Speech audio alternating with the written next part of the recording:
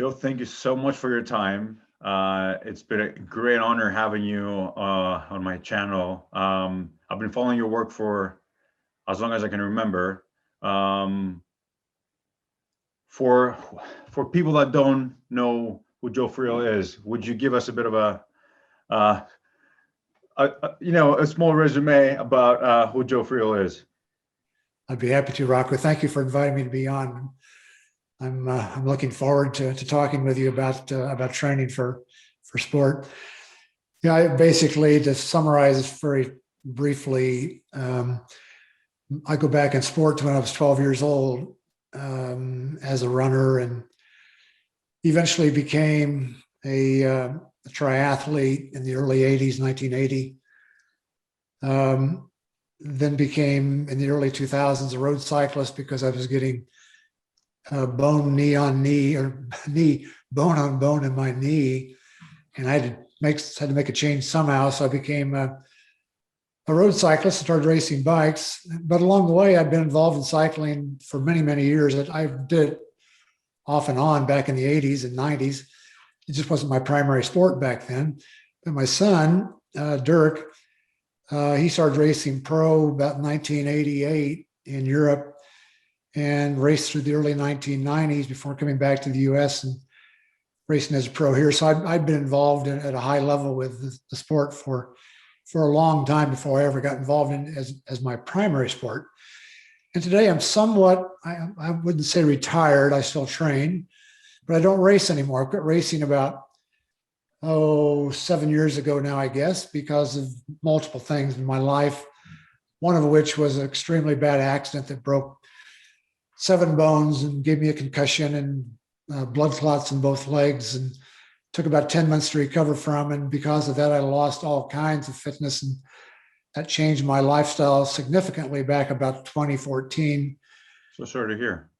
Yeah, well, it was a bad experience. And anyway, so that changed my life. And at about the same time, Training Peaks, the business I helped to start with my son and another guy back in 1999, it began to grow exponentially. And so I became more involved in the company, traveling, doing clinics for coaches. And so I was gone like 2 weeks out every month. And so I was getting to the point where I really couldn't be competitive anymore at all. So because of this combination of things, I decided to quit racing. And now, of course, we've got the COVID thing going on for over a year. And I've had all kinds of time to train, not going anyplace at all. And now there are no races. So it's kind of like, I can't win for losing.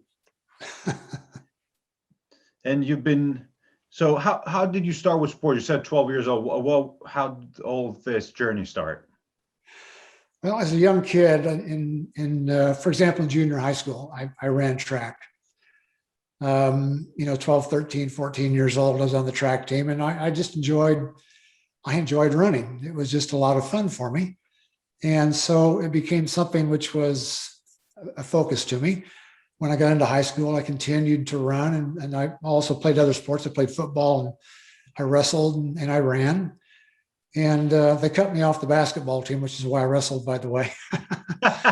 High school, this is Indiana, which is, if you know anything about basketball, is the heart of basketball in the United States is Indiana.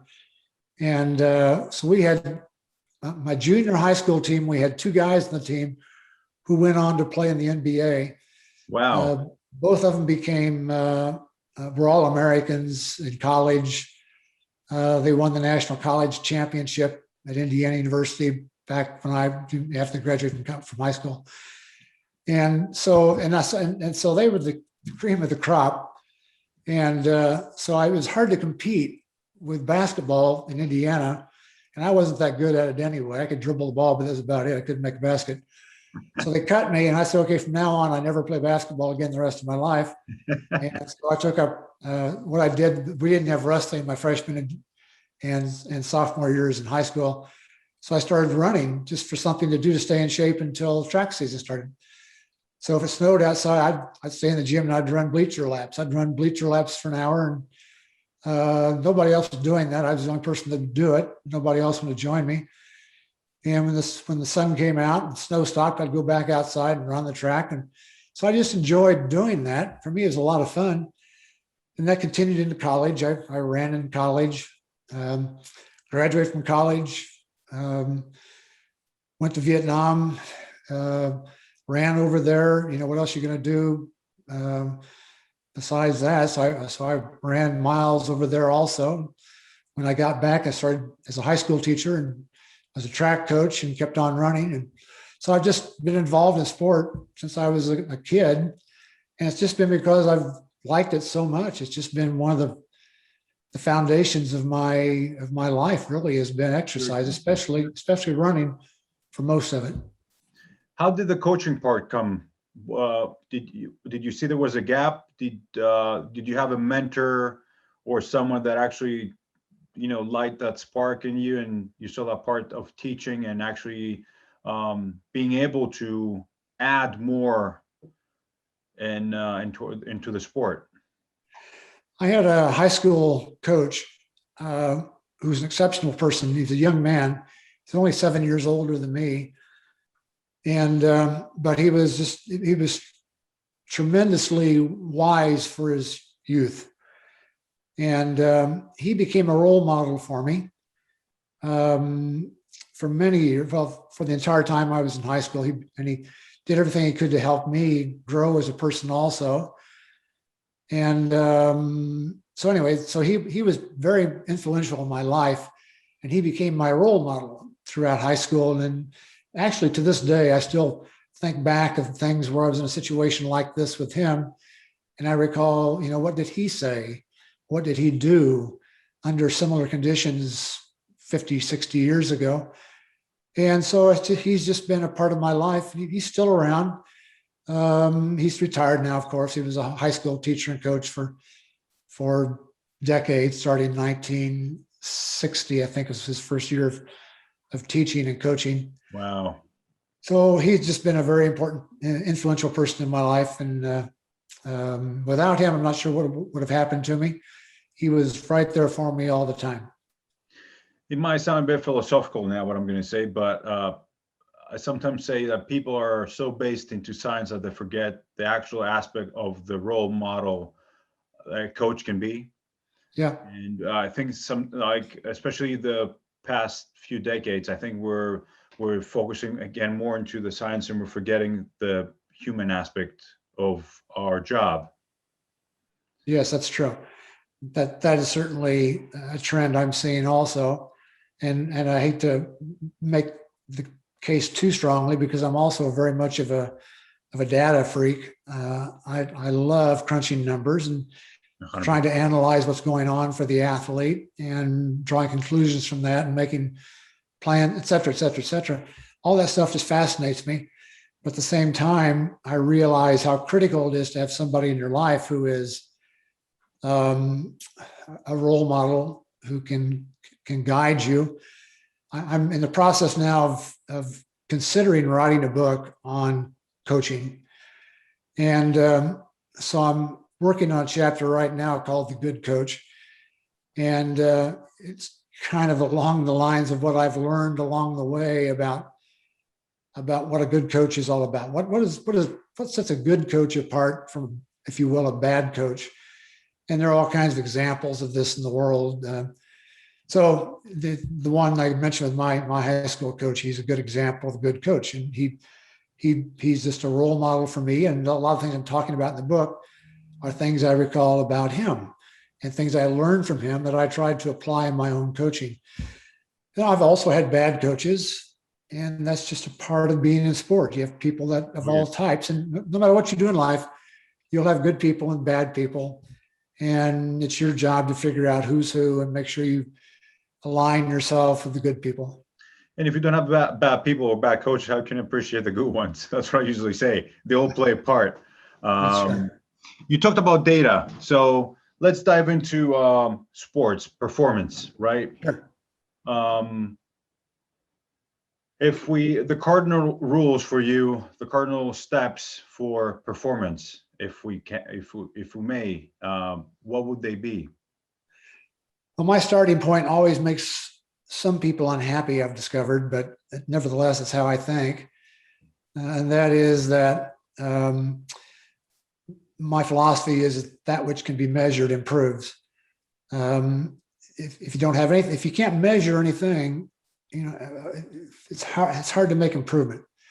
How do I know if I'm making improvement if I can't measure something? So I've always looked for things I could measure, and that doesn't have to be like power numbers or pace numbers or speed or anything like that. It doesn't have to be that kind of stuff. It can be psychological stuff, mental stuff, because we can measure some of that stuff. There are tests we can do that give me feedback as a coach on how the athlete perceives his or her role and how they go about trying to achieve their goals. That can be measured. And then as soon as I can measure it, now I can say, okay, well, here's the spot where we need to work. And I can apply some of my background to actually doing something about it.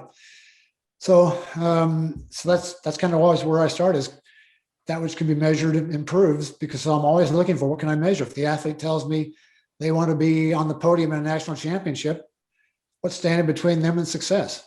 What is it that's holding them back? Why can't they be on the podium right now? There must be some reason why they can't right now. Otherwise, they wouldn't be talking about this as a goal. It would be something that's already been accomplished. So my job then becomes to figure out what is that thing that's standing between them and success. If I can figure out what that thing is and I can measure it, now I can start making plans to improve that thing, whatever it may be. And as we improve that thing, we're moving closer to achieving their goal, and they can wind up on the podium at national championship. But it all comes down to knowing what it is that's standing between them and success, measuring that thing, and then working to improve it. What are your general, say, of course, N equals one. Sometimes I would say that we focus on the individual, but you might have like a protocol that you follow and that you're going to measure specifics on each athlete that comes knocking on your door. Sure. The starting point always is, do I believe that the athlete has got a goal which is reasonable? I've had athletes come to me with unreasonable goals, and as sad as it is to say, I knew that it was really unreasonable. I had an athlete one time come to me and said he wanted to qualify for Hawaii Ironman in Kona. And I started looking back at his record and things he had done in races before. And, oh man, it was obvious it was going to take something well beyond my limited knowledge of how to coach somebody to get to that point in time, because this athlete did not have what I saw as being necessary in terms of performance, physiological performance, to be able to do it. Fit mentally, he was all ready to go. He was fully motivated. He could do anything I had time to do. The problem is the measurements told me we were too far away. What I knew had to be done to achieve that goal within his age group was extremely beyond anything he'd ever done before, and anything I had seen in looking back at his previous data, which indicated what his potential may be. So that became a very difficult situation for me. That's happened very rarely in my coaching. Has that happened? I can only recall one occasion like that, when I had an athlete who had a goal which is way beyond his aspiration, way beyond his ability, his potential for ability. And I know people always say, well, how do you know what the person's potential is? And if somebody's been in the sport for many years, you can look at data and get a pretty good idea of what they can do. And even if you add 10 or 20% onto that, if they still can't achieve the goal, then it's outside their realm of possibility. So that's what I determined with in this case, this one athlete who wanted to qualify for Kona. He, by the way, became one of my closest friends. That was 1992 or 3 when this thing was going on. And fortunately for me, he qualified on he was drawn in the they have a drawing to get into the race sometimes. And he was chosen, his name was drawn. So he got into the race. So saved my tail trying to figure this out. But he got into the race. And that's 1992. He's still a very close friend of mine. We have almost weekly conversations by email, talk occasionally. And he's just a great guy. And so you wind up making the best of friends sometimes with the relationships you have as a coach with an athlete. 100%. But anyway, that was my difficult situation, which was resolved finally by the lottery. Yes, we need to, because people come to us and like they've got specific goals or things that they want to achieve, and sometimes it's not about. First of all, it's the way that you explain why you're turning them down. Because if you have a 4x4 and you're trying to put it in a Monza to race with an F1, it's not going to be efficient and it's not going to be good for them. But if they go on their terrain, it can be more beneficial, and that's why. As you said, if you're not testing, you're guessing. But especially in sports like with a lot of endurance and a lot of mental endurance as well. That's why I when you said about the psychological part, for the physical part, as a coach, what are the tests that will evaluate or actually efficiently tell you that this person is improving and he can follow that race or that goal? Yes, it's largely field tests. And these field tests can involve doing B priority or C priority races also to see how we're coming along. But it's tests we do along the way, like every 4 to 6 weeks, we'd be taking a look at the athlete's performance in a field test or a low priority race, just to see where they are right now. Knowing where they have come from and what the data looked like then, where are we today? And are we making improvement? If we're not making improvement, why aren't we making improvement? Let's go back and rethink what we've been doing and perhaps come up with a new plan, a new way of getting to the athlete's goal. So it really comes down to just looking at data along the way, drawing conclusions. It's also sometimes just, there are certainly subjective sides of this whole thing. Being a coach is not all just data.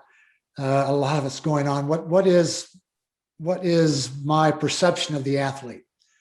How is the athlete doing mentally? How is the athlete adapting to the training? How is the athlete's motivation, persistence, patience? There are lots of variables that go into this whole thing that has to do with being a good endurance athlete. And my job as a coach would be to nail those things down, understand what they are, measure progress toward them, and give the athlete feedback on how we're doing. And when you actually, so if we go to performance, do you think that for a triathlete or a cyclist or any athlete, do you think the basics are the same of improving performance, or as you said, checking the data, like testing? For all endurance athletes, regardless of sport, there are 3 things that we're always looking at in different ways. Those 3 things are aerobic capacity, VO2 max. We're always looking at that in some way. A field test, a race, we're getting feedback on how this athlete is doing in terms of VO2 max. Sometimes even having the athlete go into a lab and be tested. Second thing is their anaerobic threshold as a percentage of VO2 max. How high is it? That's even a better predictor for most athletes of how they can do in terms of performance at the highest level. What's their percentage? What is this anaerobic threshold as a percentage of their VO2 max? The higher this is as a percentage of this over here, the better they are as an athlete. And this is highly trainable. VO2 max is not nearly as trainable. A lot of this is determined by genetics. So those two things, plus the third thing, which most athletes never even consider, which is something called economy. What's the cost of movement? How much energy does the athlete use in moving their body by running, pedaling, swimming, rowing, whatever the sport may be? There's an economy associated with it. The more energy they waste, the less fit they are. Very fit athletes are really good in all three of these things. One may be a little bit on the weak side, but they've got the other two very strong, and that's why they're at the top of the sport. So for every athlete I'd be coaching, I'm really looking at those three things all the time, but I'm looking at them not by going to a laboratory necessarily. It just may be what I'm discovering from how they're doing in races, or how they're doing in field tests, or how workouts are going, certain types of workouts, how they're progressing. But I'm always evaluating things. But bottom line is always those three things. Those are always the three things physiologically that we're looking at as coaches. We just don't talk about them as being VO2 max. We talk about what's your power output right now at the highest level for 5 minutes, perhaps, or something like that. What's your sprint power for cyclists? What's your 20-minute pace in running? We're talking there about the athlete's anaerobic threshold. And so basically we're looking at those three things all the time. It's always those three things. We just define them and look at them from different perspectives. It's really interesting that you talked about economy, because I remember, I'm not sure if it was Eddie Merckx, the cyclist, that used to say it's not he was actually saying about power is knowing how and when to push, because you see a lot of people that actually, because we're going to talk about the nutritional aspect, if you don't mind, later on, because that's also really important. But if we dissect VO2 max, and if we dissect the power output, as we said, how let's say if someone, for a triathlete, if someone improves their swimming output, would that have an improvement in their running or in their cycling? Probably not. Those three things I mentioned are all specific to the sport. So, for example, in swimming, probably the biggest hold back, the biggest anchor holding back an age group swimmer is economy. Mm-hmm. It's not VO2 max or anaerobic threshold. It's economy. I remember they waste way too much energy. They're just, when they try to swim faster, all they do is create more bubbles and froth around themselves. They don't really go much faster. They just become really good at building lots of bubbles. And so consequently, most swimmers can improve simply by improving their technique, which is economy. That's one, there's lots of things that define economy. One of those things is skill. Yeah. Skill is the biggest deciding factor in how fast an athlete can swim is skill. You can be a very unskilled cyclist. You don't corner very well, perhaps. You're pedaling as squares and circles, and you can still be, look at some of the best athletes in the history of the sport. They weren't necessarily really good at pedaling a bicycle or handling a bicycle, but they just had tremendous VO2 max and tremendous anaerobic threshold, so it overcame their economy. I won't go into a long story on this, but I did a run back in 1989 with a couple of my when I was much younger, some of my heroes, a couple of my heroes. One was extremely economical, and the other one had very poor economy, but when they raced against each other in marathons and so forth, they typically were very close to one another. It was a toss-up who was going to win. But one obviously had extremely poor economy. He just was not a good runner economic-wise, but he had a gigantic VO2 max. Good engine. The other guy had a very poor economic VO2 max, but gigantic economy. So those things can kind of like balance each other out, and you become a good athlete because of the balance of all three of these things, not just because of one of them. But in the sport of swimming, it's heavily weighed in favor of economy, especially for the age group athlete. Age group athletes do not need to be doing intervals till they puke. They just need to be doing lots and lots of skill work. They need somebody looking at their stroke who knows what they're doing and then guide them on how to improve their stroke. I equate it to golf. To become a better golfer, I wouldn't want to work on my anaerobic threshold or my VO2 max. I would work strictly on my skills. Exactly. That's my only thing I would work on is my skill. Swimming is only one step away from golf in terms of how important skill is. A golfer has to be able to walk 5 miles 4 times a week to become a good golfer. And that's all the fitness they need. So it really comes down to economy. Swimming is not quite that same way. We have a lot more distance, a lot more duration, a lot higher intensity, but the key to their performance is skill, is economy, movement. That's the key. And yet most athletes disregard this. They think it's a waste of time to go to the pool and work on their skills. They consider it a wasted workout. The only time it's a good workout is if the heart rate gets high, and then it's a good workout. Otherwise, it's a waste of time. So that's a challenge I have always had as a coach, is working with athletes and trying to convince them what's most important to them, especially in the sport of swimming. Yeah, that's gave me a good segue, and that's why I asked you, because when we said we're going to talk about optimizing performance, there are key elements in there that it's not about your agility, it's not about your, how much weight you lift or how many miles you do or what your HRV is or your heart rate. You just talked about something now, which is a skill. It's talked about economy that can have a massive, create a massive change in your performance because of that element. It's true. I go just to kind of continue to shake the tree on this whole idea of swimming skills. I used to put on camps in around Europe, Mallorca, Spain, and various places, and for triathletes. And the first thing we'd do is a 7-day camp. And the first day of camp, everybody had to swim a 500-meter time trial.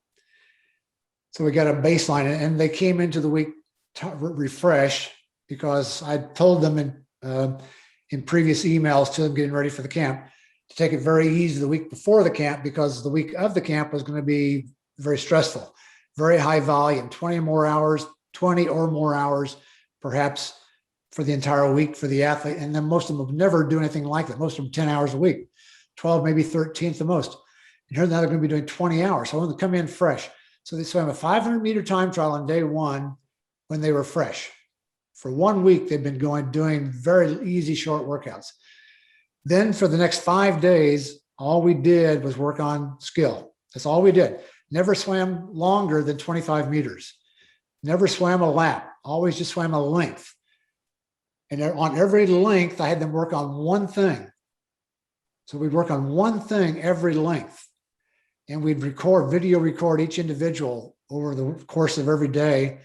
And so they get feedback on how they were doing. So I did that for 5 days in a row, never swam more than the 25, just worked on skills, never did intervals, never did anything fast, just worked on skills. On the 7th day, they did another 500-meter time trial. Only this time they were tired. They had maybe 20 hours or more, perhaps, of training that week. So they were tired.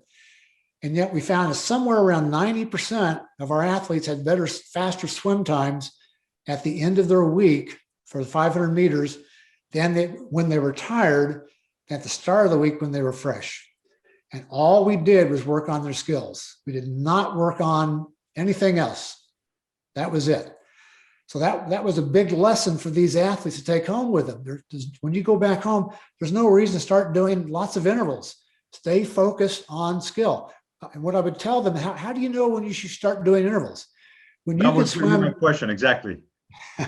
Well, what I would tell them is when you can swim 100 meters in an Olympic distance race at 90 seconds per 100 or faster, that's good. You are now ready to graduate to doing intervals. Up until then, you stay focused on working on skills. When you can get to 90, that's like a threshold. You get to 90, you have now gone over the threshold. You've become a skilled swimmer. It's time to now start working on something else besides skill. Doesn't mean you forget about skill, but now we start working on something in addition to that. So that's how I worked around that with them.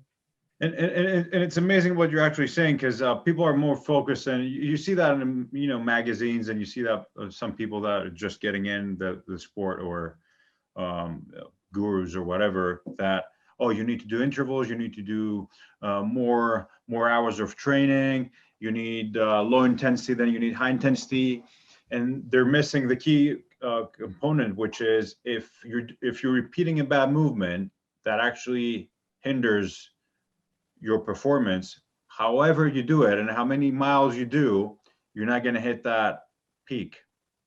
That's true. All you do is reinforce bad habits. Exactly. And the bad habits are what's holding you back. So if we can break out of that nasty little circle you're in continuing to repeat bad habits over and over, if we can break away from that and improve those habits, now we can start making progress. Up until then, we're actually just wasting your time. You're spending an awful lot of energy for really very little result. You don't get much out of it.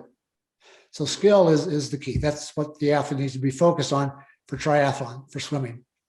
When we talk about triathletes, and let's say someone wants to prepare for an Ironman, and I see a lot of people saying, "Oh, those athletes don't need strength training. They don't need to weight train. They just need to run, swim, and cycle." What's your opinion on that?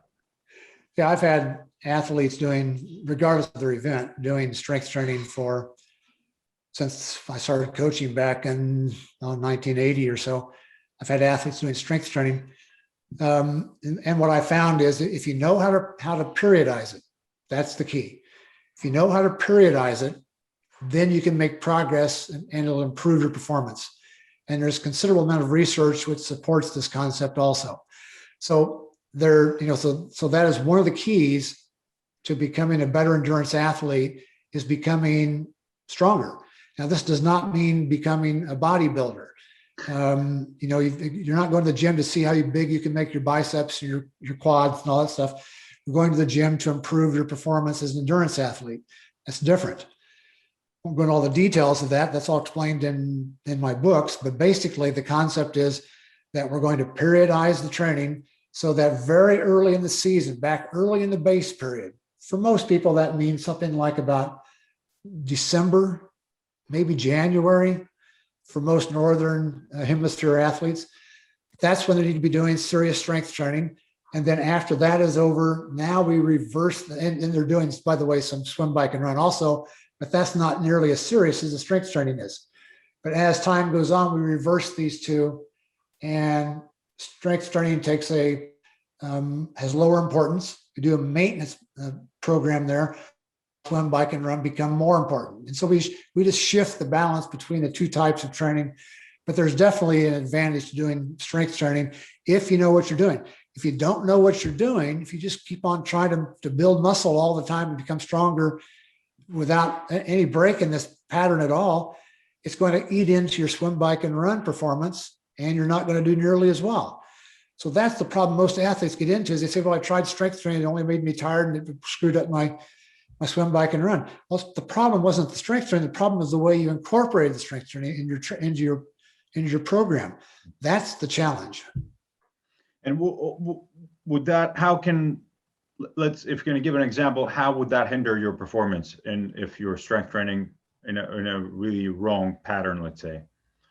Yeah. If for example, I had some friends over to the house the other night, and one was visiting from out of state and was a pretty serious cyclist. He was 69, 70 years old.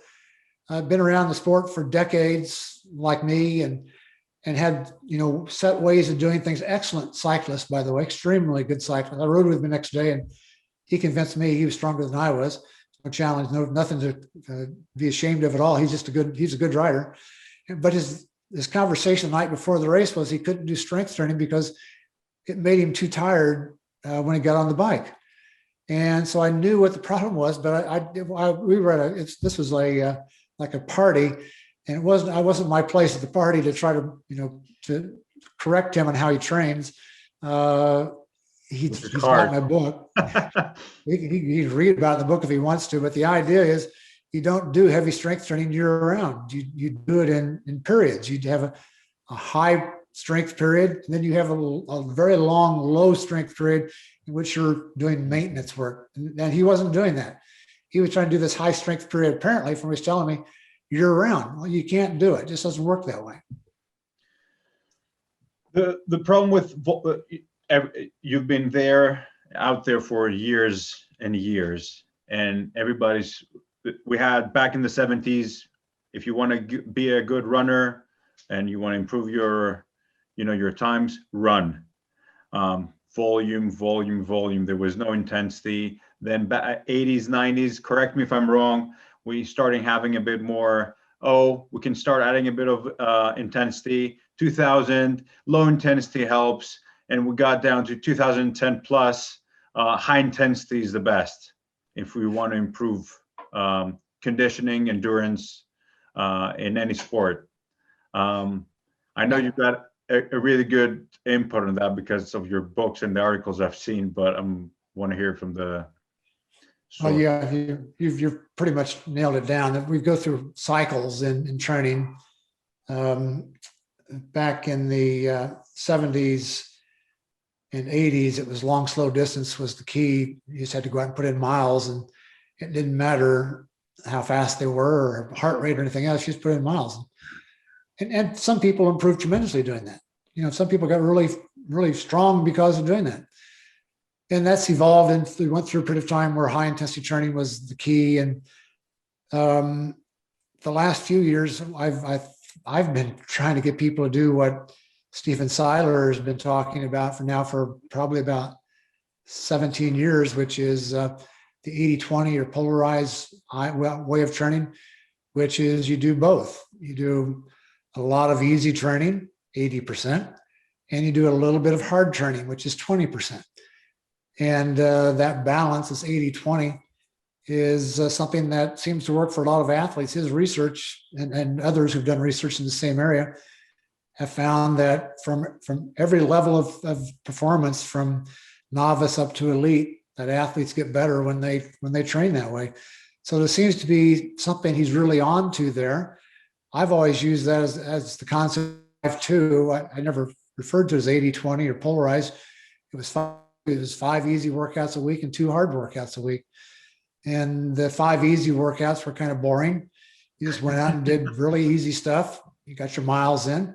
And the 2 hard workouts were dreaded. You thought about them all week. You were scared about doing them because you knew how much it was going to hurt. And so if you have that balance going on, this 5-2 balance, I think you can become a pretty good athlete on a 5-2 balance. Most athletes, unfortunately, try to make it 7-0. They try to go hard every day, thinking that somehow that will make them better. And it doesn't. It actually makes them worse when they try to do that, but they don't realize it because they feel like they're working hard. Therefore, they must be getting better. But unfortunately, they're not making progress like they could if they simply did some easy workouts. Well, and that's the problem with it. There's no easy when you're trying to compete. Do you think? Because I know we're not delicate snowflakes, but we're trying to convince people that there's an easy way to get results. I know it doesn't sell, but I was an athlete. I'm thinking about doing an Ironman, and we're going to have a chat about that because people told me I good. And that was the thing is there's not an easy way. It's about consistency and about finding the right people to work with. And because I think the most important, the most valuable thing we've got in life is time. So you want that time you're going to actually sacrifice for your training to be efficient. So you talk in your books regarding how many hours you need to put into that, and you talk about efficiency, but if you can, in a really like a few sentences, what's your take after all these years of experience as an athlete, but as a coach? Does it go down to how many hours you're going to put in? To some extent, yes. I can't train anybody for an Ironman doing 2 hours a week. There's got to be some level at which we start making benefits because of volume. For some athletes, if they're training for a short race, 1 mile, all they want to do is finish a 1 mile race. Yeah, 2 hours a week is fine, no problem at all. So it kind of depends on what the goal is. And then things like volume, it's always some combination of volume and intensity. We're going to get some mix of these two things. That's the only two things there are. There's nothing else that we can throw into the equation here. It's always how long are the workouts? How many hours do you do, or miles, or hours are better, by the way. And what was the intensity? That's all we look at. It's not hard at all. The problem is athletes try to get too much intensity at the expense of being able to get in volume. And so, and I understand where it comes from. We don't all have unlimited amounts of time to train. I've got a family, I've got a job, I've got all these things in my life. My next question, exactly. That was my point now. Yeah. So how do I do that if I have limited time? And so the challenge then becomes, what is your goal? If the athlete says my goal is an Ironman, and they've got extremely limited time, we may have a conversation about what's realistic and what isn't realistic here. 4 or 5 hours a week is just not going to be enough to get ready to finish an Ironman. That's going to be beyond the level of what's reasonable. You were saying 16 in your book? No, it just depends. I've seen athletes do it on 10 hours a week. And then up from there, obviously. But so I would say around 10 hours a week, we're getting to a threshold where the athlete can train to finish an Ironman. But now it comes down to, what does that mean in terms of how good the athlete is already? If the athlete's brand new to the sport, has never done a triathlon before, it's totally out of be talking about training for 10 hours to do an Ironman. But the athlete's been around the sport for years and has done half Ironman before, and they've got 10 hours to train, we can probably do it. We can finish an Ironman on 10 hours a week, given that you've got experience. We're not starting from scratch here. You can swim, bike, and run already. You know how the sport operates. We can kind of get you ready for the race. It's not going to be pretty. It's not going to be easy, but you can do it. Now, if the athlete says to me, I have 16 hours a week, hey, great. We can achieve a lot more now. But at some point, the number gets too little, too low, depending on the goal. And so my job as a coach then becomes to say, man, we need to reevaluate where we're going here right now. Something needs to change. This leads into a whole new conversation, which I won't go into right now. We'll probably come back to it later on, about lifestyle and training and all that kind of stuff. And that's why I wanted to combine with the actual nutritional part. But you talked about data before, and we're talking about actually, how we get into measuring stuff. And yeah. Do you believe, and I know regarding, HRV that we said, I want to touch it a bit. Is it people are focusing so much only on that, and you've just laid foundation regarding skills, regarding strength, regarding endurance? What are the other measures you would use? Which is a difficult question for us. Strength. Yeah. By other measures, I assume you mean things that might modify how you train, exactly, like HRV. Yeah, there are other things, obviously. HRV is a good tool, but it's not in and of itself the only tool that you've got available to you, nor should you try to make it that. It's a good tool, but there are others. Number one is my major concern with athletes always is how much sleep are you getting? Thank you. That is like the starting point for lifestyle is how much are you sleeping? And I find most triathletes don't get nearly enough sleep. And they've got to be at the pool at 5:30 in the morning, so they're up at 5 o'clock. As soon as they get out of the shower at the gym, they're off to work, and they work till 5 or 6 o'clock at night. They come home, they have supper, make supper, however their lifestyle works. They've got to fit in a run sometime between supper and getting home from work. So they go out and get a run in, half hour, 45 minutes, an hour, whatever it may be. They come back in, they have supper. The kids are getting ready to go to bed, so they got to spend some time with the kids before they go to bed. It's one chance to get to spend time with their kids all day, which is certainly important. And, they haven't seen the news for the day. They don't have no idea what's going on. So it's time to turn on the TV and watch the news, watch the late show. Next thing you know, it's midnight and they get to bed and they got to get up again tomorrow morning at 5 a.m. That is very close to the way most triathletes operate. They just try to get too much stuff in their lives. When I started coaching athletes and began to realize this was an issue, one of the things I had a conversation with my athletes about is, if you've set a very high goal, you want to qualify for Kona, you want to be on the podium in a national championship, you want to do something, you want to win a race, you want to do something which is extremely on the limits of your ability. I never got athletes coming to me for coaching who wanted to simply be able to walk a 5K.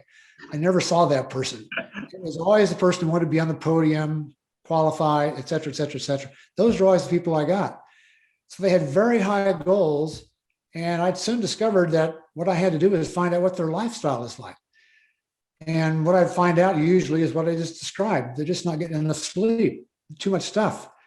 And so eventually I just had to tell athletes, you can only, with that goal, if you want to qualify that goal, you can only have three things in your life with that goal.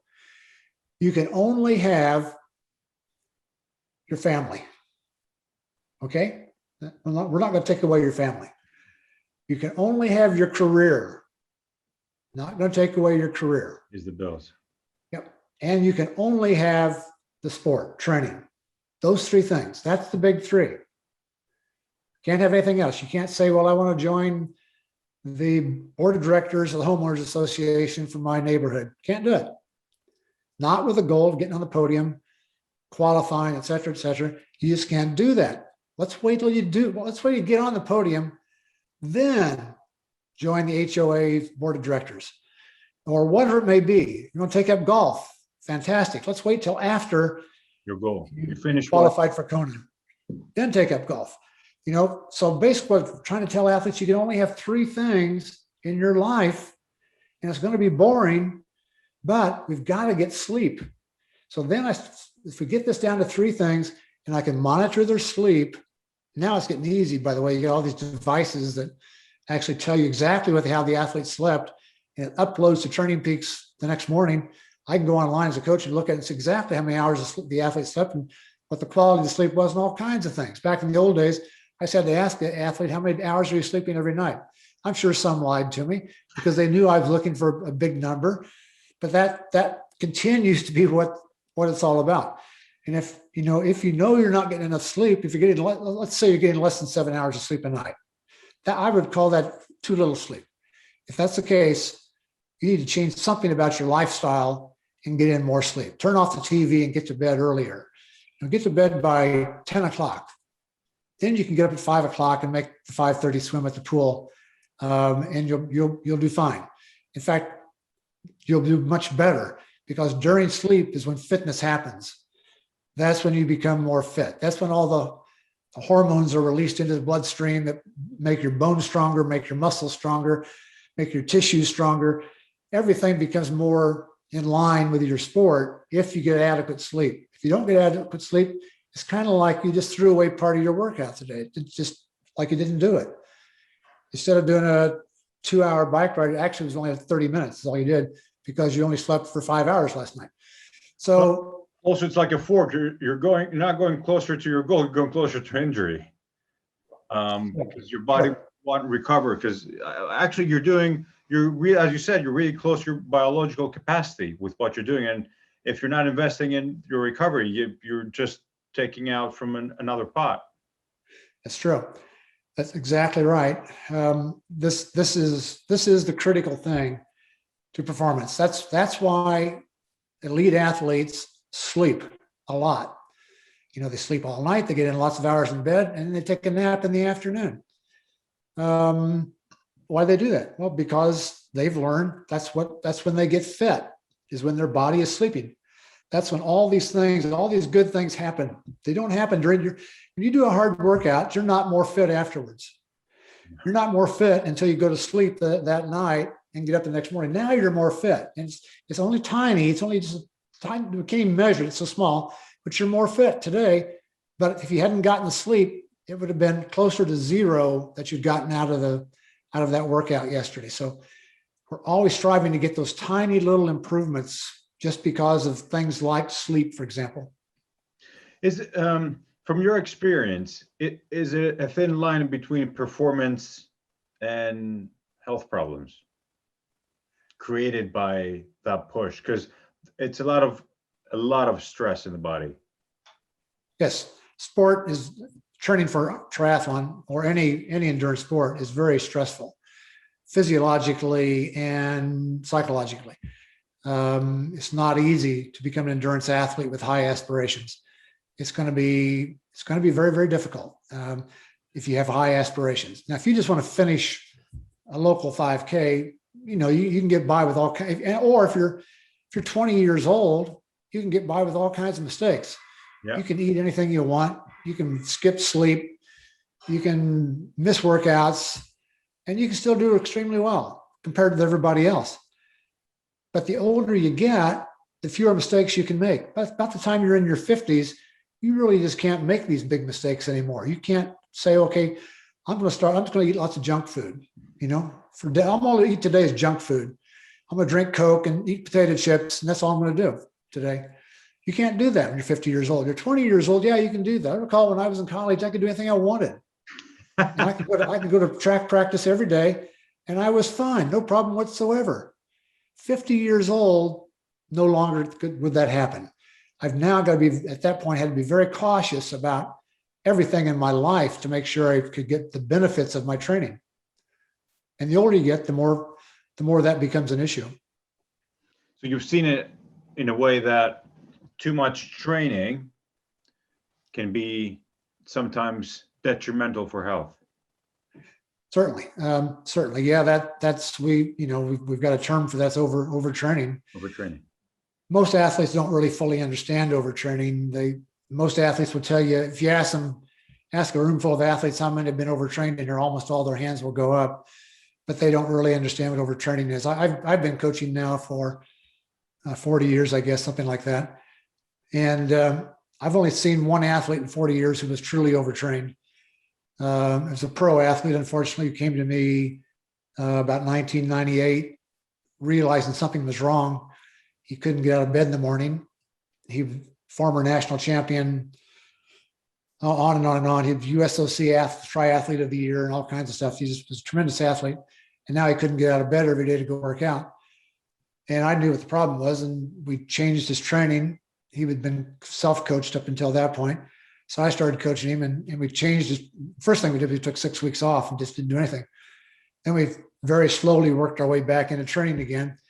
And he never got back to where he had been before. That one bout of overtraining just did him in. Overtraining is kind of like having some kind of really bad illness, something that's going to linger for years, like Lyme disease. How many people in the room have had Lyme disease? Well, we've all had Lyme disease. No, you haven't. That's what overtraining is like. It's very few people have had it. But once you have it, you realize you don't want it again. It is bad news. What most athletes have had is something called overreaching, which is necessary to become a better athlete. You have to push yourself just beyond your limit and then take a break. That's overreaching. Overtraining is you push yourself beyond your limit, but you keep on going. You keep pushing. That's overtraining. Actually handle. Yeah. It's really the balance between rest and stress. And we don't fully understand overtraining yet. It's still a lot of question marks out there. And the scientific literature has been looking at this topic for as long as I've been reading research, which is several decades now. And we've not really figured out exactly what it is, but we do know that it has to do with an imbalance between rest and stress.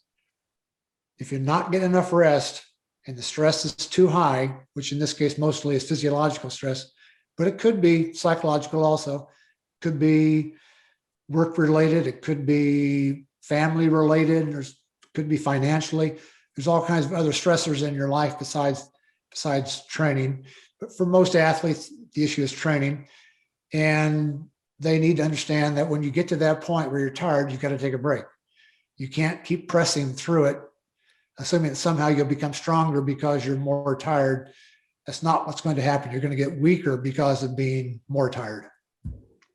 And that's a good one because people usually say no pain, no gain. And it's the same thing when I see entrepreneurs out there saying, oh, I woke up at 5 a.m. and sleep is for, I cannot use foul language. Well, I will, for wimps. And I'm like, have no idea what you're talking about. No sleep Exactly right. means that you're going to be cranky. There's no way you're going to have cognitive function performing at its best. If it's an athlete, the injuries around the corner. And yeah, it's about rest and good recovery. That's exactly right. Can you tell me about the evolution of the sport? You've seen it in all its colors. Do you think things have actually changed? Oh yeah, very definitely. From the earliest days, I first became involved with triathlon in 1980, not as a triathlete, but because I owned a running store. And so I hired people to work for me, and two of them were triathletes. And so I began to become aware of the sport because of these two young college students who worked for me, who were also doing triathlons. But I had runners working for me also. So it was kind of a mix of runners and triathletes in the store. But I was a runner at the time. And very shortly after that, after working with these two guys, I realized that they were kind of convincing me to give the sport a try. So I tried it and I fell in love with triathlon myself. And so that became the focus of my training, was swim, bike, and run. And so consequently, a lot of things changed. In the early days of sport, there was nothing that was well defined. There was really not even a pattern of swim, bike, or run. There were sometimes we'd do the run first. I used to put on races. I recall putting on a triathlon in 1983, in which it was run, bike, swim, because there was nothing ordained about how you do a triathlon. It was just three sports. You could mix them up any way you wanted. Wow. So we did a run, bike, swim, and I discovered it was not a good idea because we wound up with too many people in a small pool at the same time, and it was like disaster, like chaos with all these people in a pool. Are these people that are drowning? Yeah, we had people trying to count laps. It was impossible because everybody was mixed up. So we began to learn things, but that's pretty basic. If you didn't really have the way the sport is to be conducted, to swim, bike, run, that took a few years. The late 80s, we were still arguing about that. I can recall in the late 80s, like 86, 87, there were still discussions about should we do it some other way than swim, bike, run. It wasn't until really about 1988, 89 that was resolved, and all triathlons became swim, bike, run. So that's very, very basic, but it took a long time to get there. That was something like 10 years after the sport had its first event before it was finally decided how the sport should be conducted. Then there were all these other things like drafting and types of equipment you could use, and it became, as all sports become, it became very heavy with rules and things you had to do right in the sport. You couldn't draft, and et cetera, et cetera, et cetera. All these things became a part of the sport. And so, and this has all evolved over many, many, many years. And it's gone to separate directions. We've now got draft legal and draft illegal racing going on. So we've got both types of races happening. So that's just one example of how the sport continues to evolve. But it will change. Every sport changes as time goes on. Even running, as basic as it is now has been discussing running shoes. And what's a legal running shoe to use in a running event? That's a big discussion item in running. Every sport goes through this. Every sport tries to maintain its origin as closely as it can without trying to get too far away from it. Cycling has a limit on how heavy your bike can be. It can only be a certain weight in cycling. You can't have it below that weight. We can make bikes a lot lighter than they are right now, except for that rule. You have to have wheels the same size. So we got all these rules now about very simple sports like running or cycling. And triathlon is much more complex sport, and yet we allow a lot more things in cycling. You can have a lot more aerodynamic equipment on your bike in triathlon than you can in road cycling, like in a time trial. you can do all kinds of things in triathlons you can't do in road cycling, time trialing. Yeah. So there are still differences, but the trend is to keep adding more and more regulations as time goes on to every sport. Every sport's like that. And as a coach, what is actually the evolution of your coaching all these years? Yeah, it's been an ongoing process. It never ends. I mentioned earlier that I've been working on a book concept for coaches. And in this first chapter I'm writing right now, it's about how to be a good coach. And one of the first things I bring up is that a good coach is never done learning. It's an ongoing process. There's no end to it. The world is always changing. You'll never know everything, but you should try to know everything. So you just keep working your way through all the stuff. That means talking to people. That means reading books, reading things online, reading research, going back to school, doing all kinds of things to continue improving. There is no end to it. You don't reach a point in time where you say, okay, I've been coaching for 10 years, so now I know everything I need to know and I can forget about trying to learn anything more. It's not the way it is. The world's going to keep on changing. If you stop at 10 years, the world's going to keep on changing. You're going to fall behind. So you got to keep up. It's an ongoing challenge that will always be there, but it should be something that the coach really desires to become a better coach. In your career, did you have that kind of contradiction with yourself that you were insisting in a technique or a method that actually failed you and you moved on? Well, you're a true scientist, so I know the answer would be yes, but many times. Like, what was it, for example? Something that you said, oh, I was wrong. Yeah, many, many times. For example, let's take running, very basic skill. How do you run? What are the movements of running that we should be striving for our athletes to achieve? And I can recall working on one of the very, very early days of coaching on having athletes run on the ball of their foot, not striking the heel. And that didn't last too long until I realized people got injured doing that. It wasn't such a great idea. And the more I paid attention to good elite athletes, I realized they didn't run that way, or at least most of them didn't run that way. Look at the Kenyans actually strike their heel slightly before the ball of the foot strikes. So they're actually heel strikers, but it's almost exactly the same time. There's just less than a second between the heel and the ball of the foot striking the ground. And they're the best runners in the world. And so that changed my mind on that. And, I used to think that stretching was the key to being a better runner. Then I, began to study athletes who were good runners, and I found out they weren't very flexible. Kenyans typically can't touch their toes. Yeah. They're very, very tight in their legs, calves especially. So in this list, I could go on forever with this long list of things that I've changed my mind on over the years. But that's just the way it is. It's never going to be stable. That's a good coach, because the true science is not holding biases and holding, things that because we believe them, but it's about becoming better and, leaving things behind. And as you said, getting better and better by learning, and with more information and with more, going into rabbit holes comes more responsibility. What are the traits you want in a coach that would work with you? What do you want to see from future coaches? I want to see coaches, number one, be highly concerned about their athletes. That's number one. That means a lot of things. That means their health and safety is a starting point. Coach has to be very concerned about their athletes' health and safety. I'm afraid sometimes we take it for granted because most of the people that come to us are very healthy, and they tend to be people who are concerned about safety, but not always. But our concern as a coach should start there. That's like number one, the health and safety of the individual.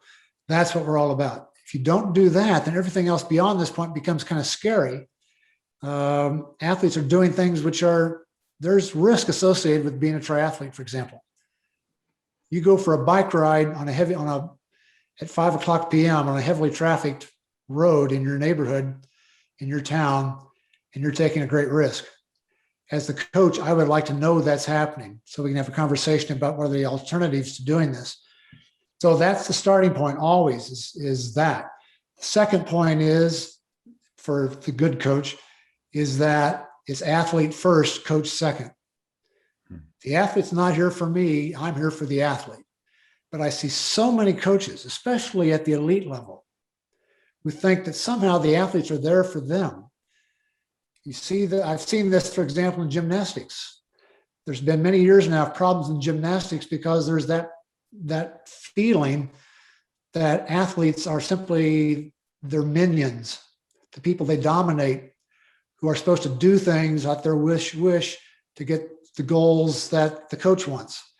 It's the other way around. Excellent. The coach is there for the athlete. That's what we're there for.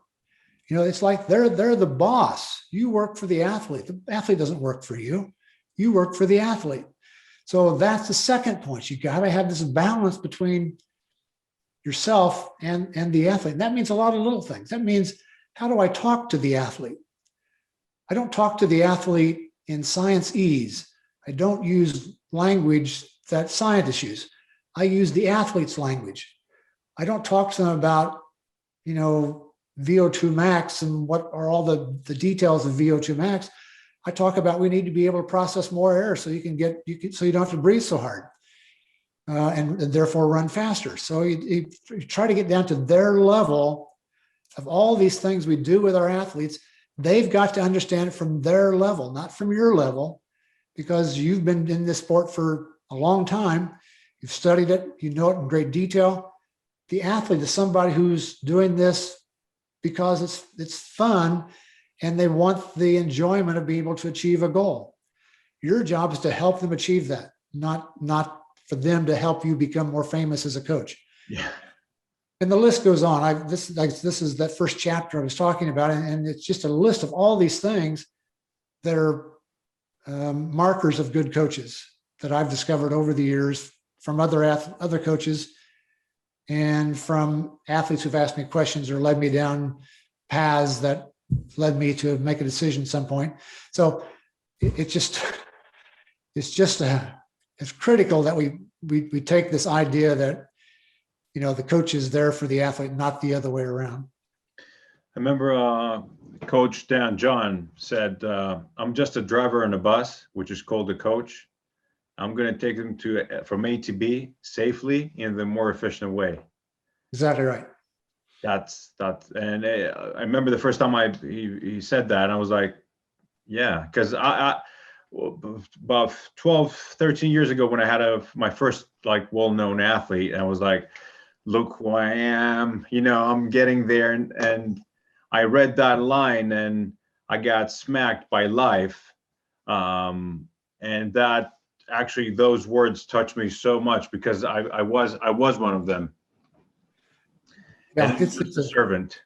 It's a challenge. It's really a challenge. And there are coaches who are successful, who are domineering, who are autocrats, dictators, and they basically whip their athletes into some kind of level of performance. And they sometimes do great. They can have great athletes by doing this. But athletes are getting wiser also. They understand it doesn't have to be done that way. When I was a young athlete, that was the way it was always done. The coach was a dictator. If the coach told you something, you had to do it the way the coach told you to do it. You couldn't ask, you couldn't question it. You just did it. I recall playing football in college. I played football and ran track, and we were losing a game one time to a college that was the biggest loser in the state. They lost almost every game, and we were losing at halftime. And I can recall the athletic director coming into the locker room at halftime, ranting and raving about how badly we were playing. And if we didn't straighten out, he was going to make sure all of us who were on scholarship lost our scholarships. Wow. As it turned out, we lost the game anyway, and nobody lost their scholarship.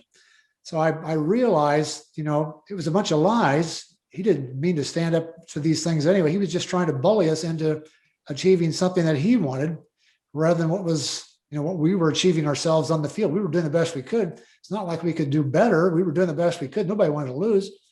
but they were playing better than we were. Just was the way it was going. It's just the way life is sometimes. So, that was just the way coaching was in those days. It's not that way anymore. And we learn from our losses, but we learn from our wins as well. And that's something, because back in the days, and it's some people do it as well now, that when they lose, they consider it as a failure. But we need to understand that through failures is how we become wiser and better. Yeah, that's true. The biggest difference between winning and losing is that when you lose, you learn a lot more.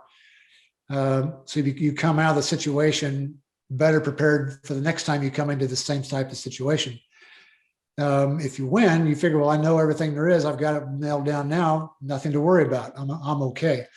So the loser actually has the opportunity the next time around, because they've now made changes and realize they have to do something to perform better.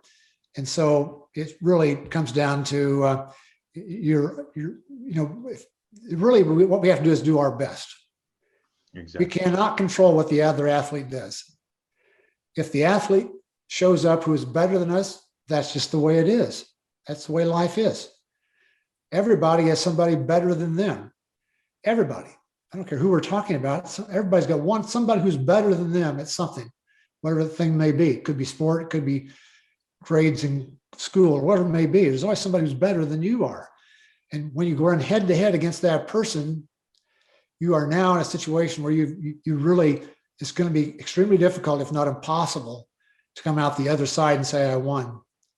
But you can come out the other side and say, I learned something. And now I'm going to work on improving, so the next time this doesn't happen to me.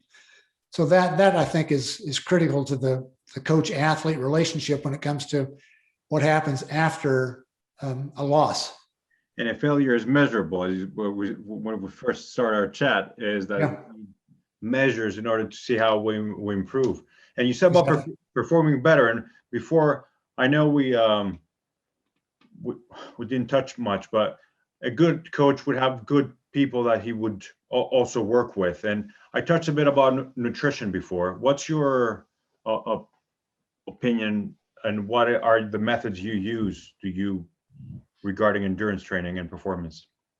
Yeah, this has changed a lot for me over the years, because the whole topic of nutrition has changed over the years. It used to be cut and dried. If you did this type of workout, you need this much carbohydrate post-workout, and you'd taken this much carbohydrate during the workout. It was just numbers. Everybody knew the numbers. You just did it. That's all there was to it. In fact, there was a time before that, when I was in sport in the very earliest days, where we didn't even believe in nutrition. It had nothing to do with sport. It was a separate item all by itself. Sport was just what you did when you were on the field or on the track or in the water, whatever it was. But you really didn't pay attention to what you're eating or how much calories or anything else. That has now become so complex that now when somebody asks me, what should I do about nutrition for this type of workout, I really can't answer the question.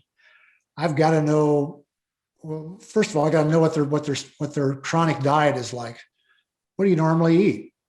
Are you eating, let's just take really bold or bare examples here. Are you eating a high carbohydrate diet or a keto diet? Because that's going to have a big impact on what you eat going forward in sport. Or what's your ancestry? Are you a Native American Indian? Or are you Northern European descent? That has a big impact on what you should be eating. And this thing could go on and on and on. There's just too many questions to ask. I've got to find out so many things where it used to be just simple. Well, if you did a 2-hour workout, you should eat 400 calories after the workout, and it should be carbohydrate. And, that was it. That was all there was to it. And now it's all this conversation about all these details. So it's become more complex, but that's a good thing. It's become more complex because we're trying to make it more specific to the athlete's needs. Everybody shouldn't be eating exactly the same thing, exactly the same amount, exactly the same time. We're all unique in this regard. Yeah. So it's hard to draw lines.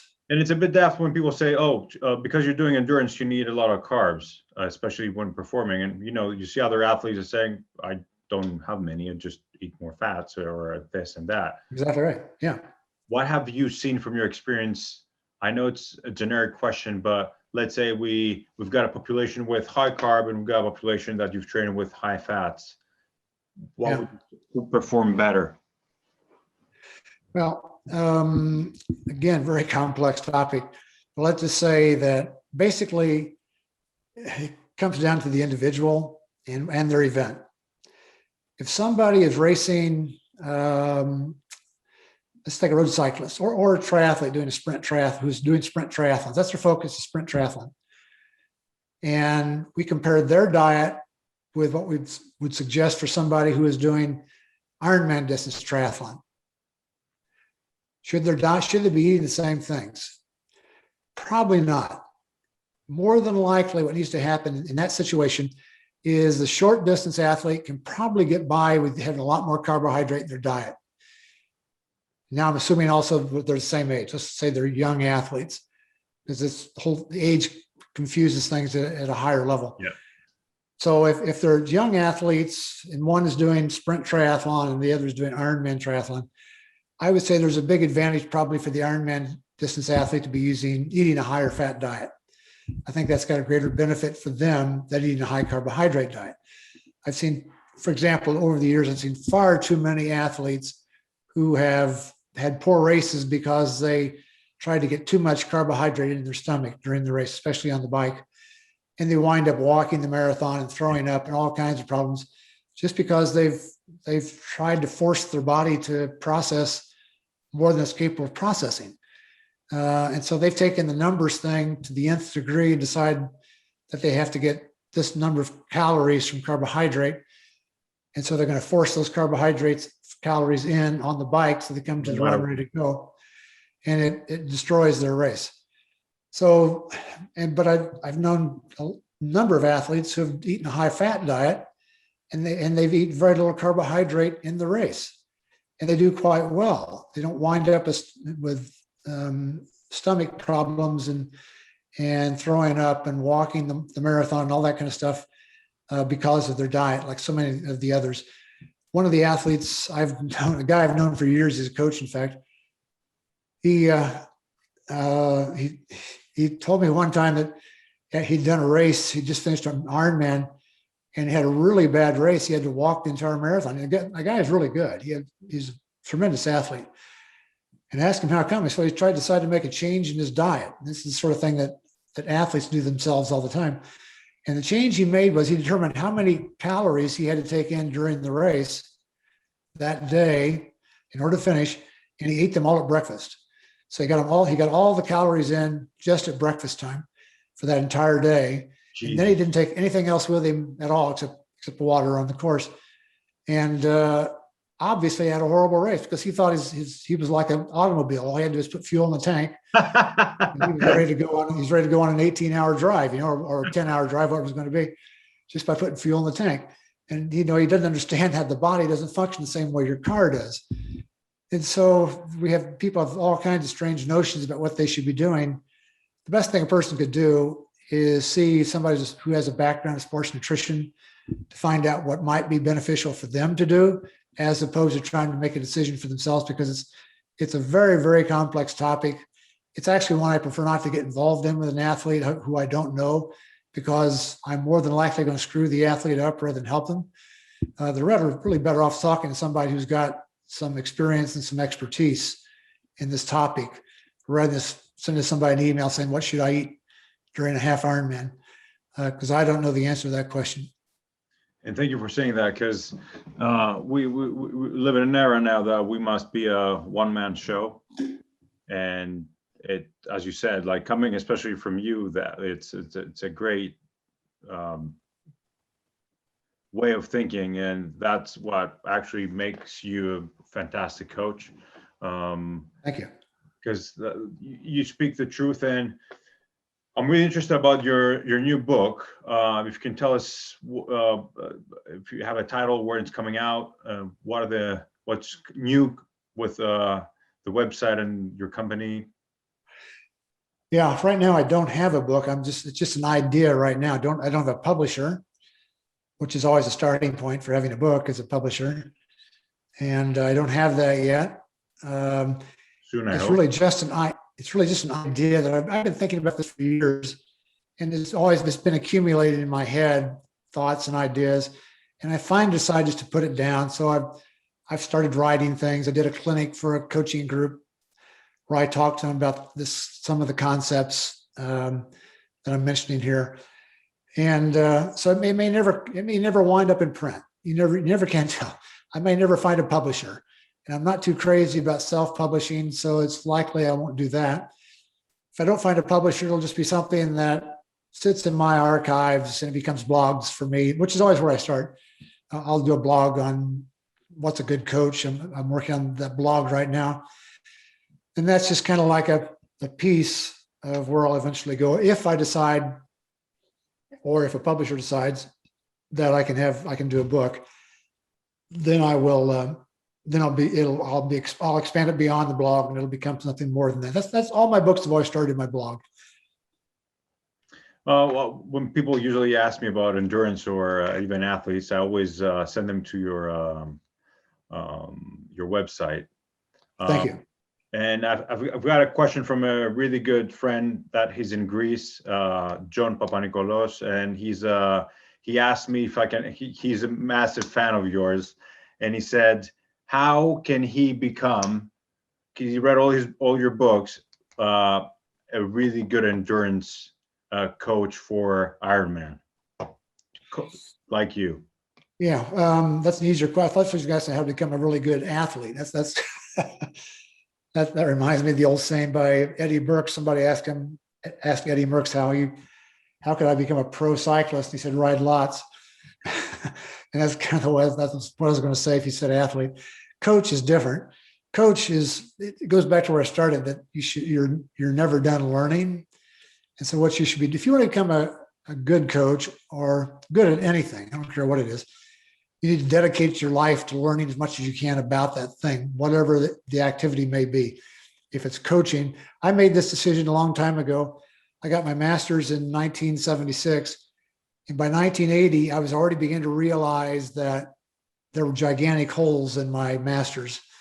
I was seeing things, talking to people about things that had never come up in conversations when I'd done my master's work back in the early 70s. So I decided I needed to do something to grow as a coach. And what I decided to do was start reading research. So that's what I did. Every day I go to I happened to own a running store at this time, and the running store was right across the street from the university in the town I lived in. So I'd go over to the university and go to the library and pull up research journals and find a study that interested me. And rather than read the whole thing right there, I would just make a copy of it on their machine and take it home. And I began to build up a pile of these abstracts basically on my desk. And every day what I would do is when I would come to my office, I would pull the top abstract off the deck, read it, and see if there's anything here that might be beneficial to me as a coach. If there was, I'd make a 3x5 card where I summarize the details of that study. Then, and the reverse side, I'd put down the reference, how to find that same study again.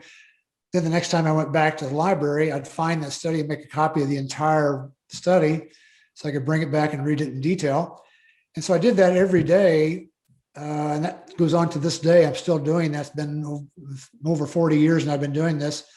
And I've got all these 3x5 cards I've put together over the years, all in boxes, all categorized by topic. And so that was really my university. My master's degree, I would guess less than 1% of what I learned in college in my master's is valuable to me.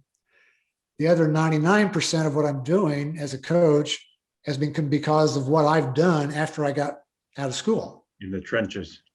Yes. Joe, thank you so much for your time. It was a great honor having you, and I'm looking forward for what the plans we were chatting before about doing a proper workshop and a couple of webinars to get all your wisdom and experience from all these years. Okay, well, I'm happy to talk with you about that anytime, Rocco. Thank you so much, Coach. It was a great pleasure. Thanks for having me. All the best.